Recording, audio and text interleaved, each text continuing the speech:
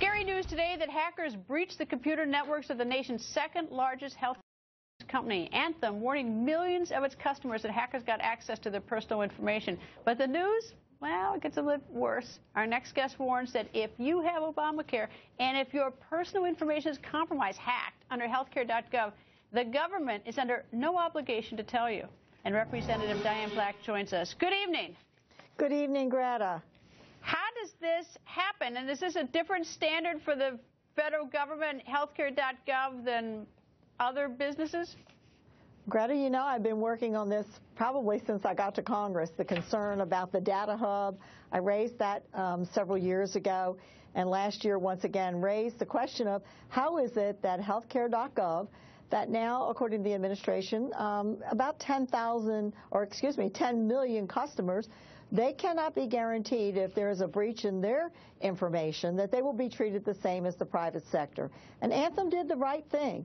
They notified the FBI, they notified their customers that there was a breach, and that is the right thing to do. And now we treat those who sign up for the government website differently than we do the private sector. Once again, the government saying, private sector, you must do this, but we, the government, don't need to.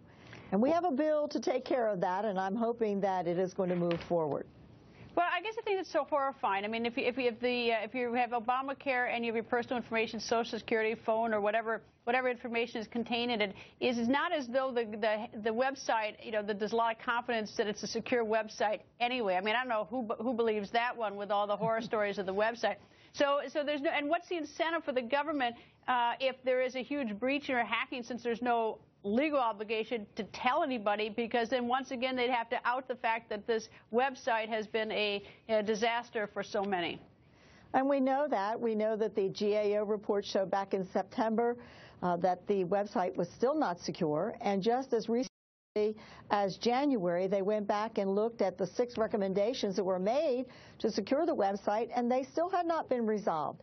So we don't have confidence that there is a security there for those who have signed up, and obviously the GAO has brought this up over and over again for several years. You know, it's appalling, though, I think, because, you know, why the special deal for the government? I mean, if the insurance companies have to report this, or anybody else has to report, I mean, why does the government get a special deal? You know, it's a little bit offensive. I mean, a lot of people were offended when members, people on Capitol Hill got, they were exempted from Obamacare. It seems like, with so many things the government does, is that some people just get special deals for no good reason. Greta, you're so right. This is so wrong that we would say, well, those who sign up for healthcare.gov don't deserve the same kind of treatment that we would give the private sector, and that we would say the private sector, by the way, you must abide by the law, and you must report this, and you must tell your customers, and yet we don't have to do that on healthcare.gov, a site that we already know is not secure, and that, as I say, the GAO has been referencing this. But then I know that last week that our own government allowed some private organizations to do data mining using healthcare.gov customers. And they gave out things like ages, and they did not give out Social Security numbers, but ages and some of the health, like their pregnancy and the number of people that smoke, the ages, the zip codes. And it wasn't until this was exposed, and we, by the way, have written a letter to ask CMS and HHS, how many people got this? How many people's numbers? How can we be assured that their privacy is being protected right now today about the data that they shared? It is appalling. Anyway, Representative, thank you. We'll keep working on it. Thank you, Greta.